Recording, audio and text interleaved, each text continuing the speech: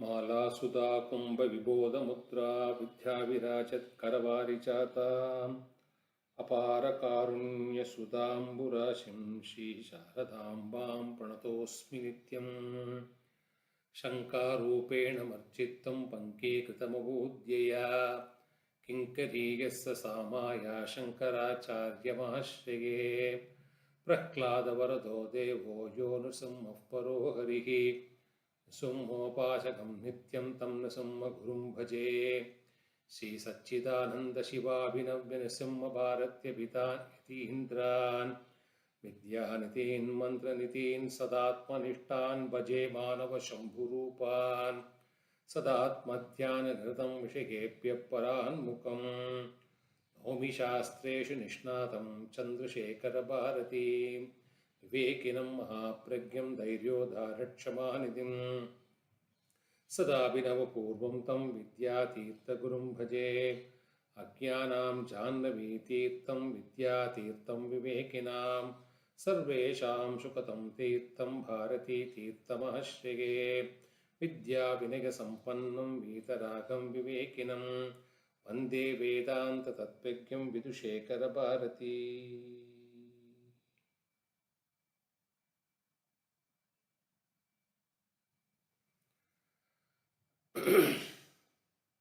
Offering my humble prostrations at the lotus feet of Jagadguru Srimad Abhinavvidyatirtha Mahaswamigal, our Jyeshta Mahasannidhanam, Jagadguru Shri Shri Bharatitirtha Mahaswamigal, our Mahasannidhanam, and Jagadguru Shri Shri Vidushekara Bharati Swamigal, our Revered Sannidhanam. Also seek the Ashirvadams of my Manasika Vedanta Guru, Shri Shri Jnananda Bhati Swamigal.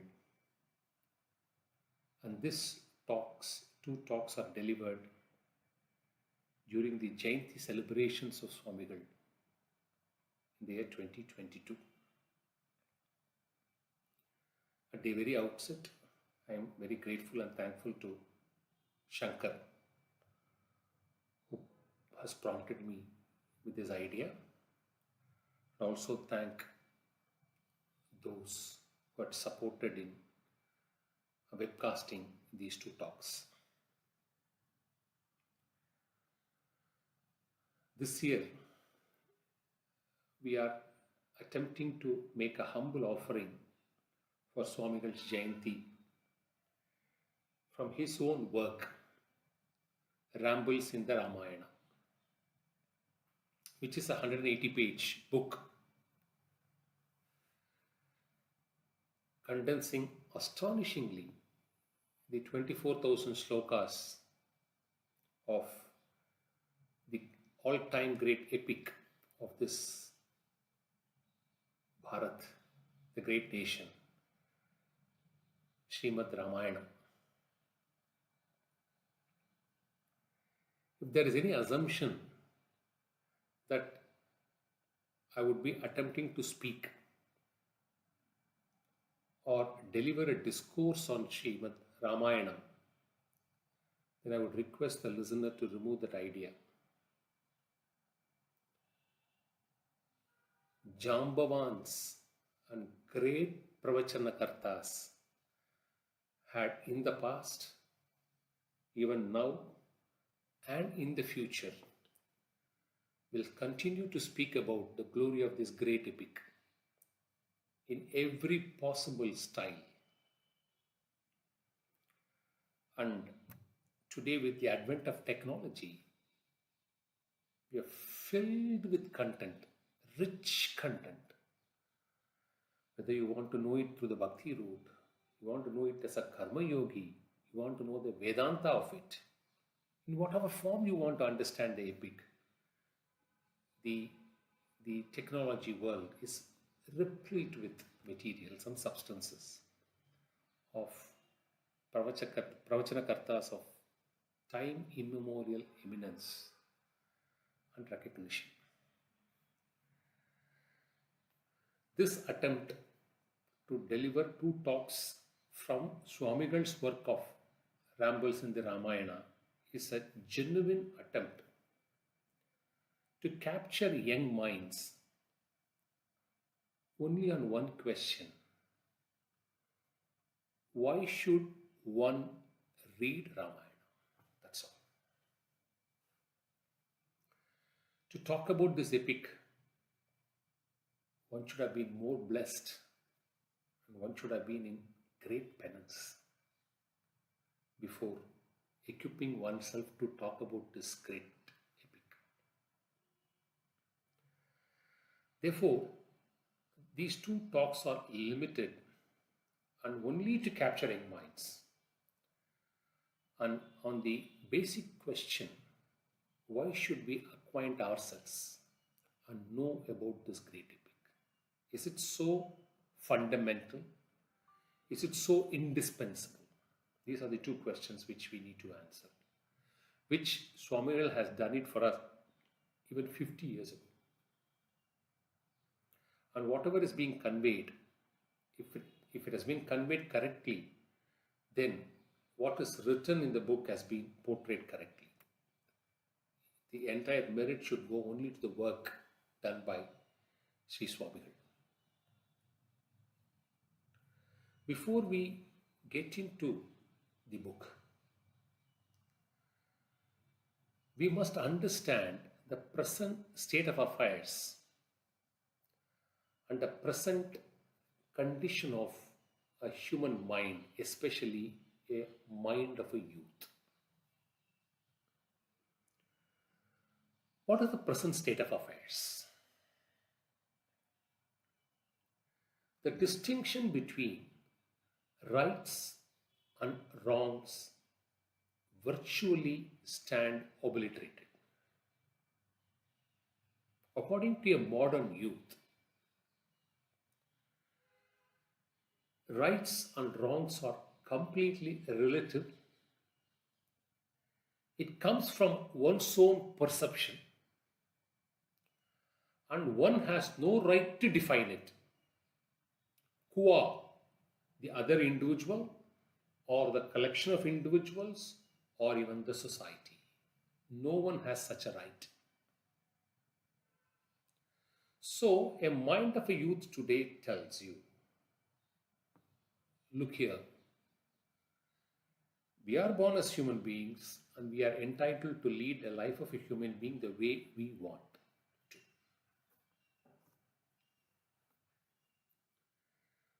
Whether this is a correct understanding in pursuing life. From a modern mind, this may be right.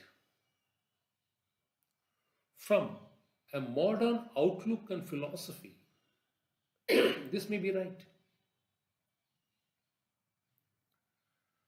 But the question that we need to put across to find an answer is, all right, let's examine what you want to say or what you want to stick to. You say there is no rights or wrongs, which means there is nothing called dharma and nothing called adharma. You follow the rules of law and lead your life, whatever may be the consequences. There is nothing beyond that. Man-written law dictated by the country's governance. We will follow that. We will not violate that. Once we follow that, then we are a very obedient citizen. We are a very noble youth in the society and perfectly a good individual. And therefore, we can't get into your own old thinking of dharma and adharma, rights and wrongs. So the question that we need to put to them is, look here, how old is your logic? One. Who has propounded this logic? Two. How long has it survived the test of time? Three. When you say there is nothing called consent or dissent, then there must be a universal acceptance. Has nations across the world accepted what you say is the correct mode of life? What are the empirical data you have to say that what you say is something which can survive because it emanates out of truth, it emanates out of empirical data, it emanates out of, uh, durability, stability, comprehensibility.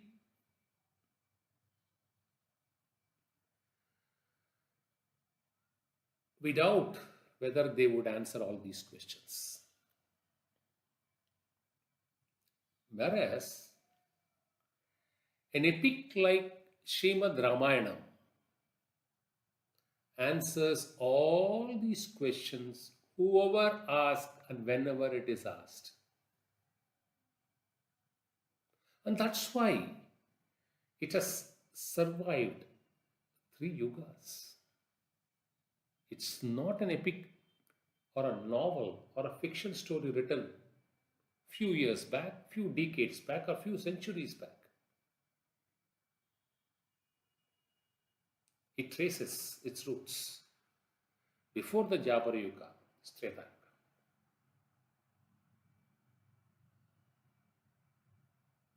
So it has stood 3 yugas and will stand, therefore, till the sun and the moon shines on this universe. So something which has survived that long,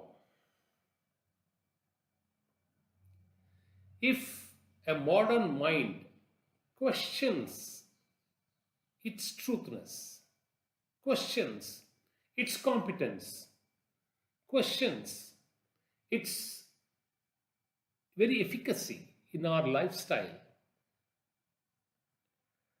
then who is to be blamed? The epic or the person who questions it? I want a modern mind to think and answer.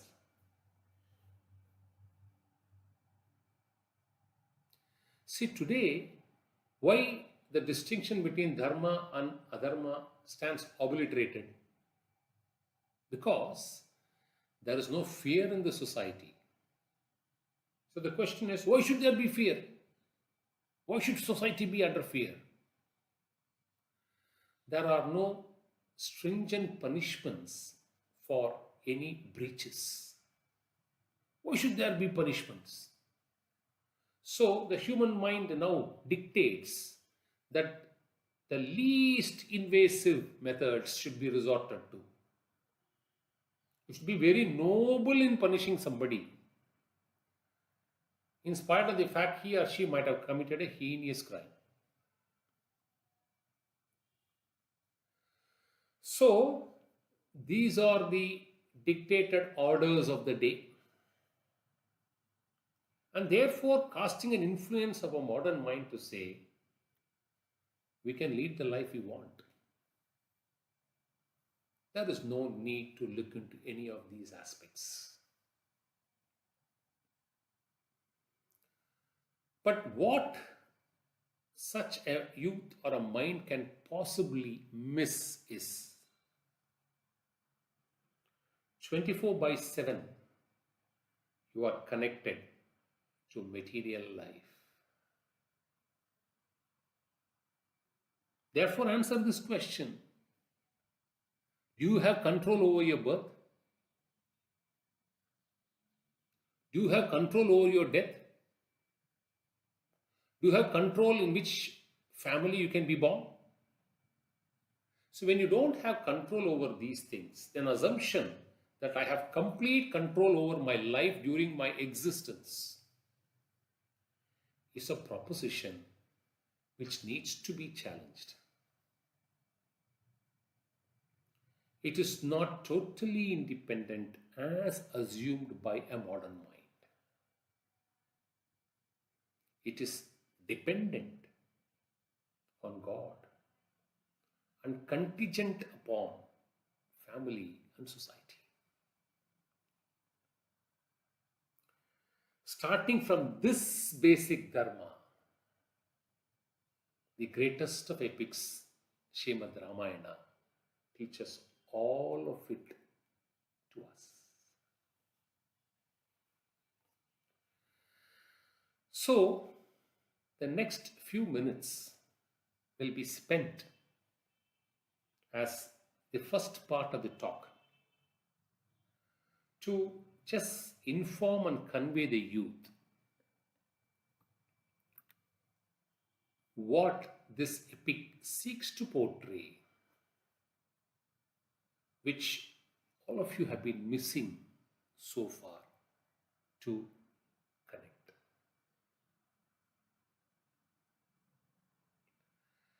The first section says only this, as written by Sri Swamigal. See, the only distinction between Vedas and Ramayana, the only distinction is Vedas are eternal and not born out of a human act or effort. Whereas Srimad Ramayana is something which came out of sage Valmiki as a channel or as a medium to convey the noble truths of Vedas. So if someone says, I respect Vedas but not Ramayana, then he is mistaken. Because there is no distinction between the two. But for the distinction that one is eternal, the other is human born.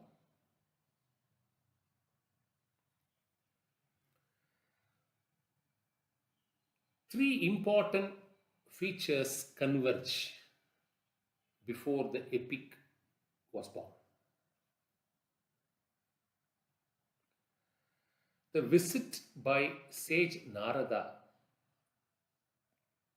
meeting sage Valmiki. The gift and the blessings of Lord Brahma and sage Valmiki's ability to tune his mind with the universal mind through penance. You must understand how the epic was born first. It was not that somebody took a paper and pen and started writing a novel. It did not happen that way.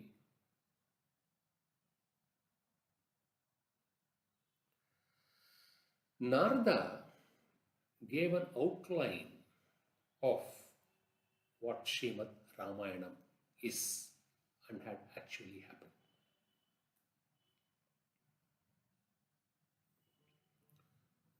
Lord Brahma gifted two rich qualities to sage Valmiki. The gift of poetry and the ability to see and hear the entire Srimad Ramayana as it had happened and report it truthfully as it had happened.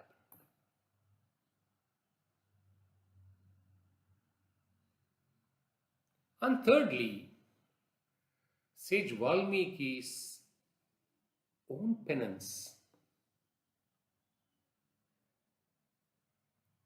blessing him with the opportunity to connect his mind with the universal mind and then be free from it, so that truth flows through him as a channel and comes out of Srimad Ramayana.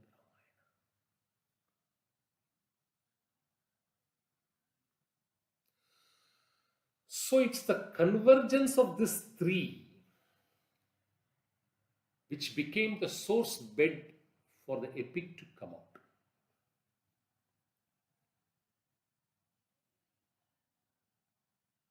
Sage Narada spoke about the incomparable qualities of Bhagavan Sri Rama. When the first poem in this universe came out of three sages, Sage Valmiki was doubting about it. Whether is it right and whether am I competent to do, then Lord Brahma appears and says, it came because of my gift to you. And you should not stop with this. And I'll give to you the ability to see and hear the entire Srimad Ramayana.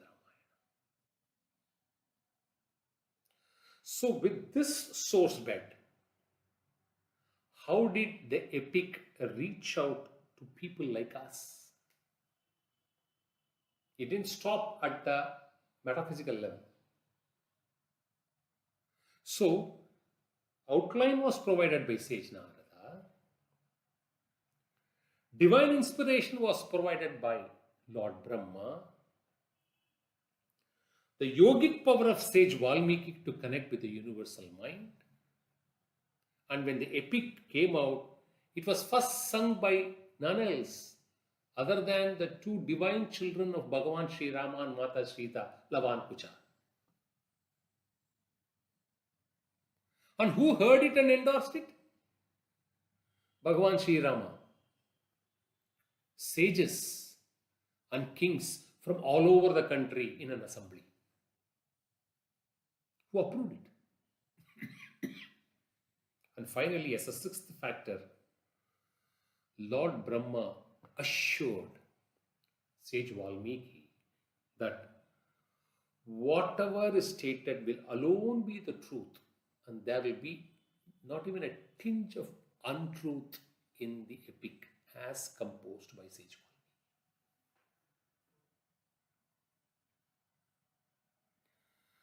So we are requesting the young minds to comprehend and read a creation of such an epic,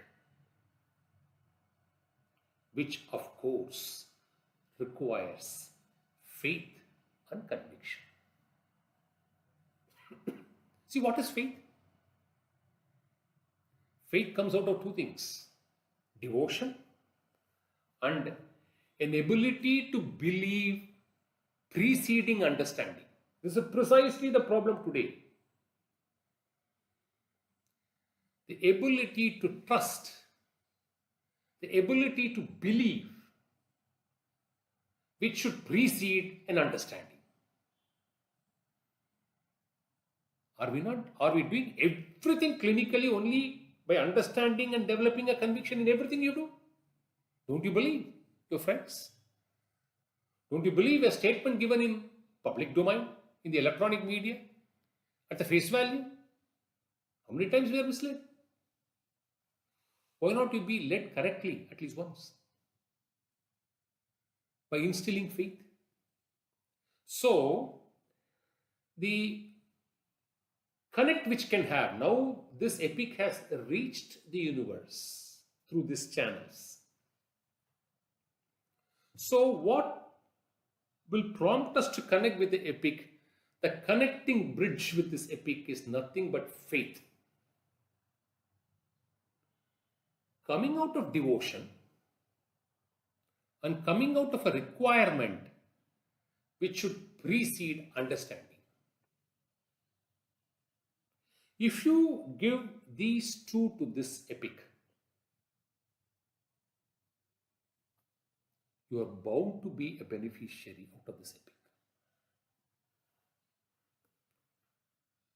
You go and see the public domain, various blogs written by young minds, which confirm that I had no inclination to read, but after I read, this is what I understand. So Swamigal, in the first section, puts all this very eloquently to say faith is the source seed to connect yourself with this epic. What is that faith? Faith, believing that Srimad Ramayana is nothing but a true story, a true happening. Why do we say that? What do you have in defense to justify that it is true? Swamigal calls out two important reasons to say that if you understand these two, you will understand that Ramayana is a true data for you to assimilate. And therefore, there is no need to read it only as a literary work. What are the two important principles which this book, Rambles in the Ramayana, seek to convey? One, take any kanda, take any sarga, take any shloka.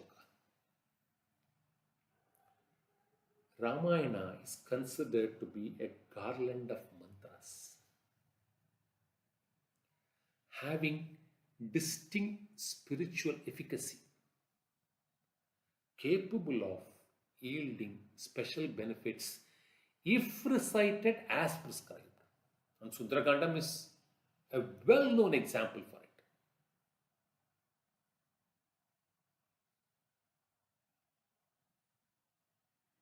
So it's a garland of mantras, and mantras can't be untrue. All right, now Swamigal gives a second reason for lesser mortal like us to understand. He says, if it is a fiction, if it is a novel, if it is just a classic literary work, how did Bhagavan Sri Rama, Mata Sita, Bhagavan Sri Hanuman appear physically in the same form as portrayed in Srimad Ramayana before Saint Ramadasa? Before Saint Tyagaraja? Answer. Have they not appeared before them and showcased themselves as the divine human form, as gods, appearing out of total surrender and devotion? Therefore, Ramayana is truth. Can a fiction story or a novel story, those characters appear as real before you? You can imagine them, but they can't appear in real form. Whereas it is documented by both Saint Tyagaraja and Saint Ramadasa, many more. The physical appearance of Bhagavan Sri Rama, Mata Sita, Bhagavan Hanuman, validating the fact that it is nothing but truth. Ramayana did happen. And it happened the way it is portrayed by sage Valmiki. And the assurance of Lord Brahma, nothing will be untrue in it. And sage Valmiki becoming a channel. And why was this epic made to come out to connect to us? Because Vedas are very abstract and abstruse for a common man to comprehend Vedic truths. So if you want to understand Vedic truths, you must first understand it through the path of Dharma. It is, see, Ramayana is the foundational base for the four Purusharthas: Dharma, Artha, Kama and Moksha. How do you earn Artha and enjoy Kama? Through the path of Dharma. If you follow, will lead you to moksha. Ramayana therefore portrays the path of Dharma. Ramayana is an epic devoted completely to the path of Dharma. That's why it is an epic. Sans, sannyasis. Because sannyasis means Vedanta.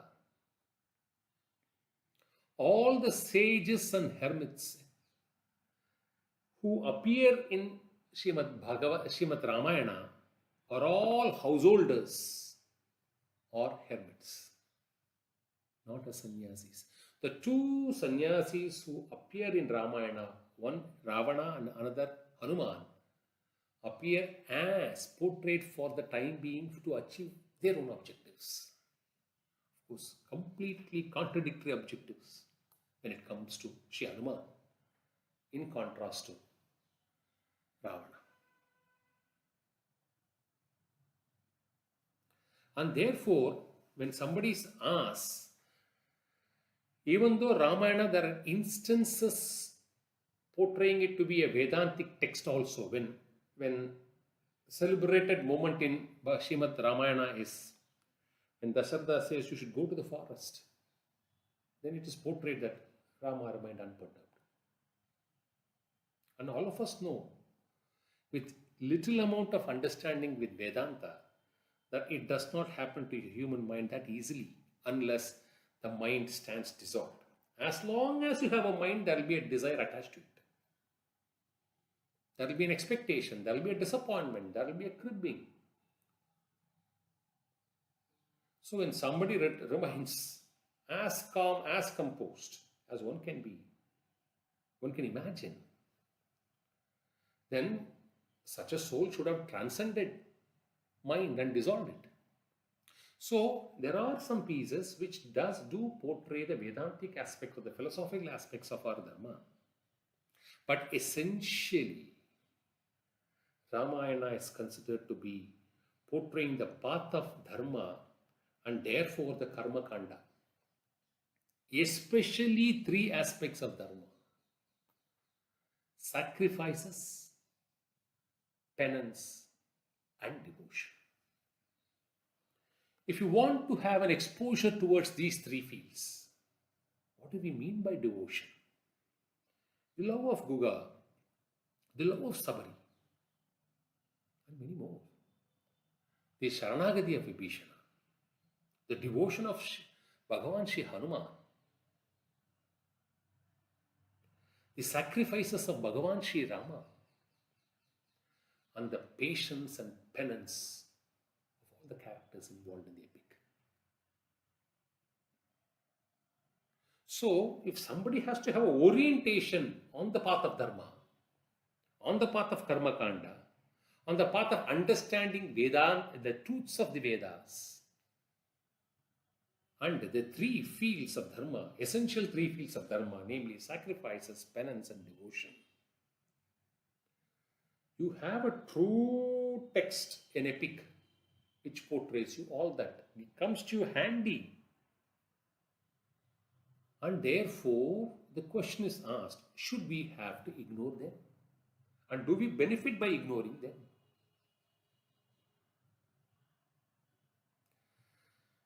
As Swamigal walks us through the text, he puts a question.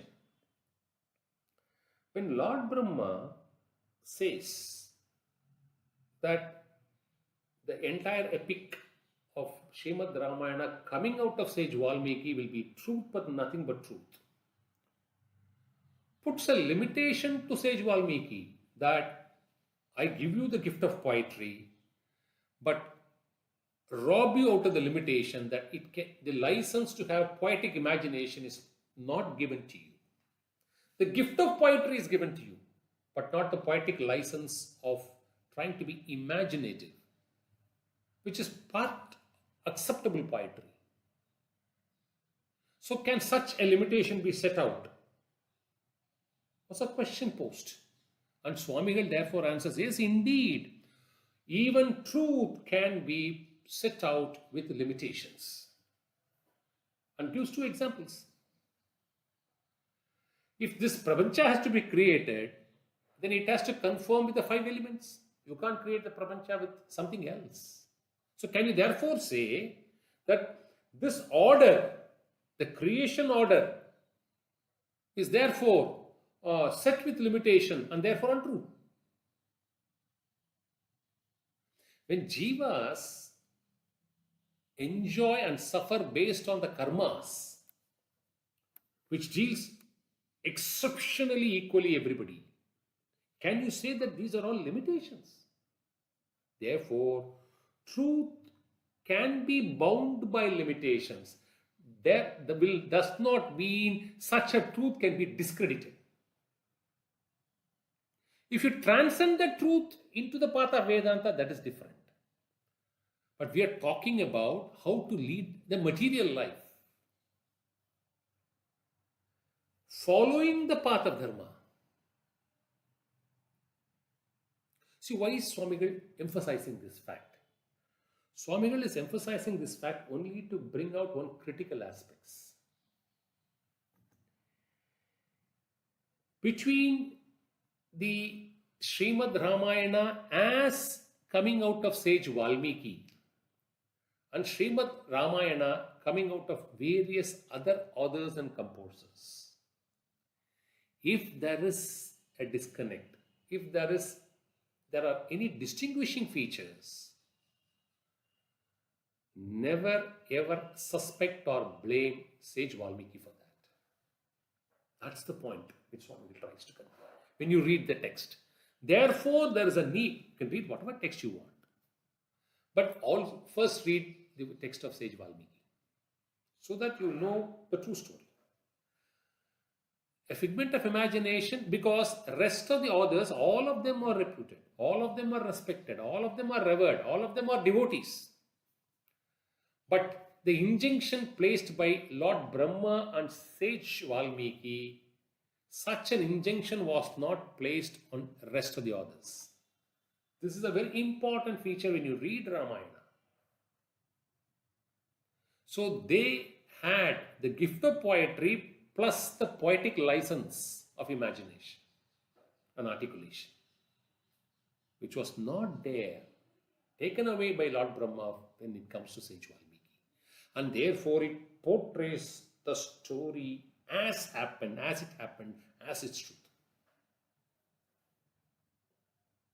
So any difference should be attributable to the author who came later. And cites one beautiful example in this book. Swami has it. He's a lawyer. Always a lawyer. Even after becoming a sannyasi when he authored it. Many of his works were before he attained sannyasam. Especially this book. So, he gives a comparison. For example, the story of Shakuntala is celebrated and says, when Bhagavan Sri Vyasa wrote this in Mahabharata, as part of Mahabharata, this 1 lakh poems, sage Durvasa and the ring, golden ring, both these are conspicuously absent in the creation of sage Vyasa. It was not there in the original one. So it came out as an imaginative poetry through Kalidasa. So Kalidasa Shakuntalam has this, but not the original text of sage Vyasa in the Mahabharata. But the story becomes interesting only when you read the Kalidasa's work. So, this is the distinction one should bear in mind whenever somebody reads, touches this great epic, Srimad Ramayana, says Swami. Now he comes out to the next reason. Why Ramayana? Why at all Srimad Ramayana? And gives a beautiful answer in his own style. Swamigal says in the book Rambles in the Ramayana, look here, instructions in this world are generally given in 3 forms. Generally. It is given as a command. It is given as an advice, or it is given as a subtle suggestion. Instructions normally can be classified into these three. You issue a command that happens only between a master and servant,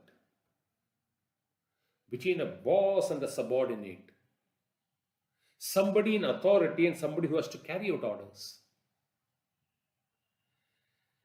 When it comes to command, there is only a duty to obey it. You cannot discuss. You cannot question. You cannot dispute. You cannot say, I will not follow. So in defense services, when a command is issued, it has to be carried out to its logical course. Obey. Duty to obey is a prerequisite for command. So it is a master-servant relationship. When it comes to advice, it is more in the nature of a relationship of friendship. It emanates out of trust. It emanates out of confidence that my friend will not advise or guide me incorrectly because he has an interest in me. So, the content, more than the content, the carrier of the content is trusted. And therefore, an advice is amongst equals, unlike a master-servant relationship, more than equals, it emanates out of trust or friendship.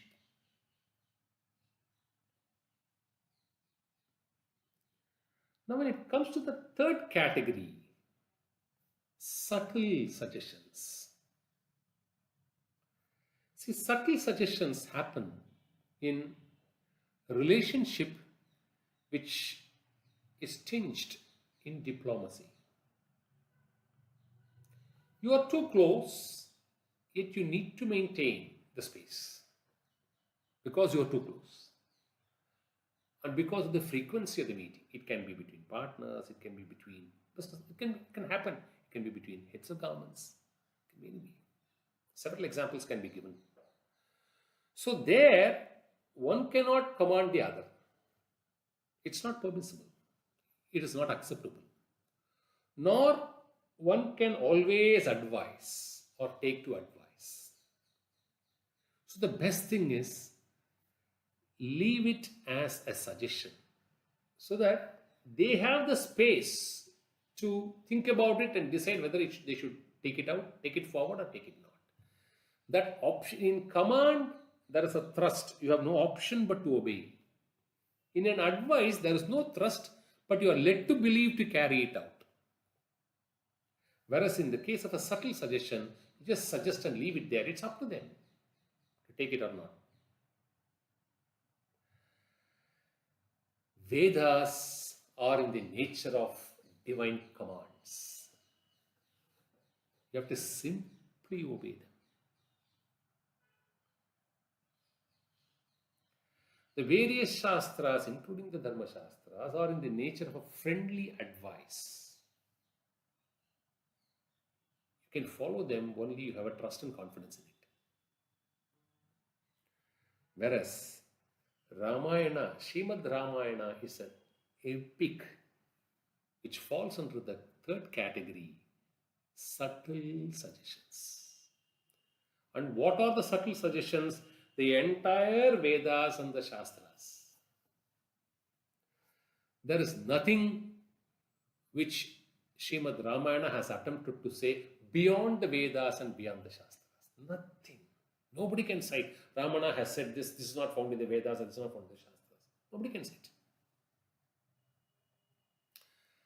Therefore, for a young mind, Ramayana will be a very apt text, an apt epic, because it gives you the space to assimilate instead of thrusting it on you. And therefore, you can consider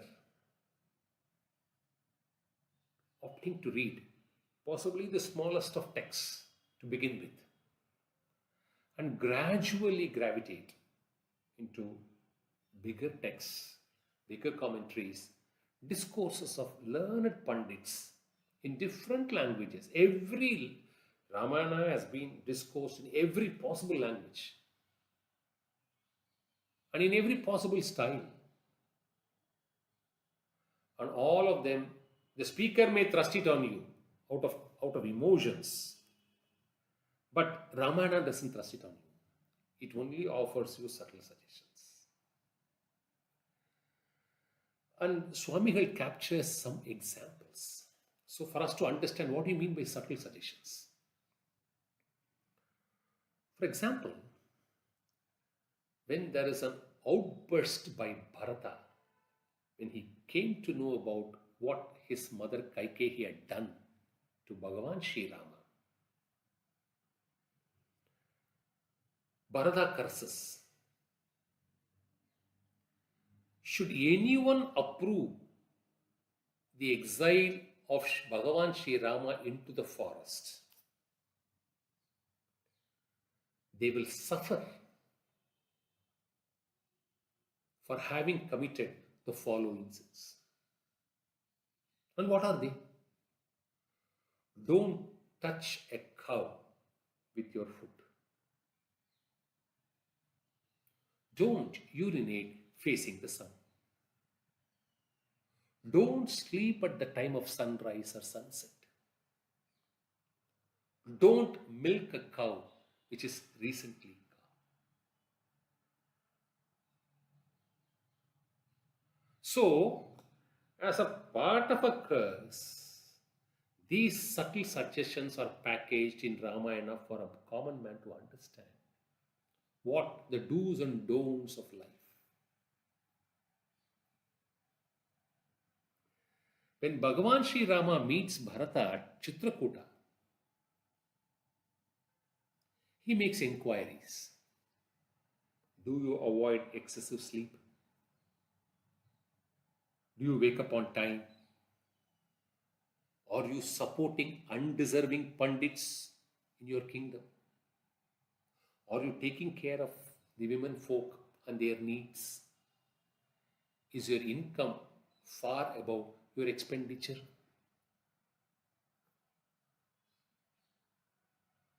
So, these questions between them, an answer solicited from out of it, are subtle suggestions what a man should have as his routine to lead the life in the path of Dharma. When Bhagavan Sri Rama leaves the hermitage of Sutikshana, scorching, unbearable heat. So, how does he compare it? He compares this heat caused or a suffering caused by a man who is not born out of a respectable family but has managed to amass huge wealth by improper means. Accumulation of wealth through improper means is not dharmic.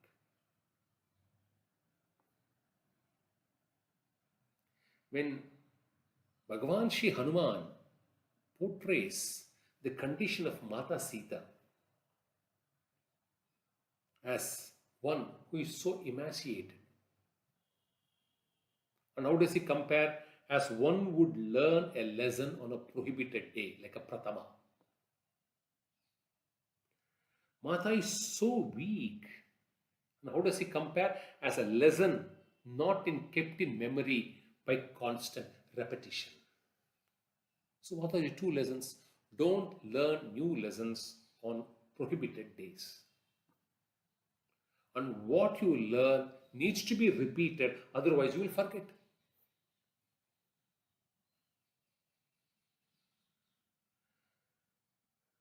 When Dasharatha, Kaushalya, the rest wanted to virtually accompany Bhagavan Sri Rama into the forest. There's an advice coming to them, all of them.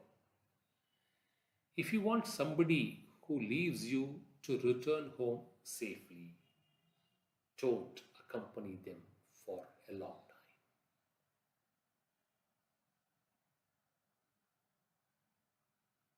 When Bharata attempts a fast unto death, and Bhagavan Sri Rama compels him to give it up, Sage Valmiki captures two important principles. It is quite improper to compel anybody to do anything which is not right. And two, it is equally improper to do something which is not right simply because another person insists upon it or virtually threatens it. Now, portraying Bhagavan Sri Rama's duty consciousness, when Mata Sita says, when they are in exile into the forest, Mata Sita raises a doubt. Look here, these Rakshasas don't attack you. They are not waging a war against you as a king. Then for whom are you fighting this and why are you fighting it? Where is the need for you to fight? Bhagavan Sri Rama says, look here, I have come here to save the sages and the rishis to continue to do their penance and the yagas. And says, look here, I can give up everything, including kingdom, including yourself, including my brothers, for the sake of duty.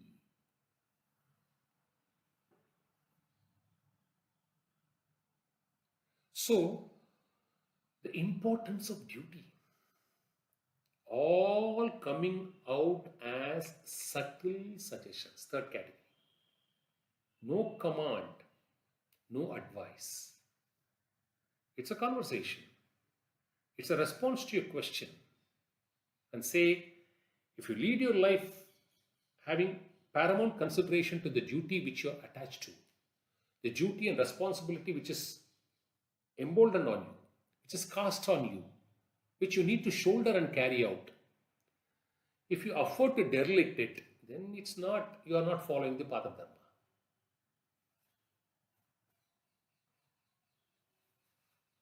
Duty first.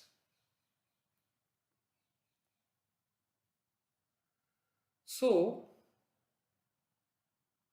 see, Swamigal takes the effort, 24,000 slokas, takes the effort of culling out these aspects as raw essence, all to say, why should a young mind read this epic? You must have, see, once you get a taste to it, then you can listen to any discourse. You can read to any text. You will like it. But for you to get introduced, a rational mind will ask questions. 50 years back, he has answered all these questions. To say that, now you ask these questions. If you are convinced with these answers, then get into this epic. That's why, at least we made it very clear in the beginning, this is not a discourse on Srimad Ramayana. I am not the competent person. There are several competent pandits who have done it in the past and are doing it currently, including Sishyas of our Math in different languages. Very competent Sishyas. You should encourage them, listen to them. And therefore, this whole attempt is only to introduce you. Why and where is the need for you to connect to this epic? This is the first part of this epic, first part of from the book of Swamigal Shri Shri Jnananda Bharati Swamigal, from the book Rambles in the Ramayana. Let's try to hear out the second part tomorrow. Sadashiva Samarambam Shankaracharya Madhyamam Asmad Acharya Pariyantam Vande Guru Paramparam. Offer this humble talk at the lotus feet of ಜ್ಯೇಷ್ಠ ಮಹಾಸನ್ನಿಧಾನಂ ಜಗದ್ಗುರು ಶ್ರೀಮದ್ ಅಭಿನವ ವಿದ್ಯಾತೀರ್ಥ ಮಹಾಸ್ವಾಮಿಗಳು, ಶ್ರೀ ಶ್ರೀ ಮಹಾಸನ್ನಿಧಾನಂ ಜಗದ್ಗುರು ಶ್ರೀ ಶ್ರೀ ಭಾರತೀ ತೀರ್ಥ ಮಹಾಸ್ವಾಮಿಗಳು, and our Sannidhanam Jagadguru Shri Shri Vidhushekara Bharati Swami.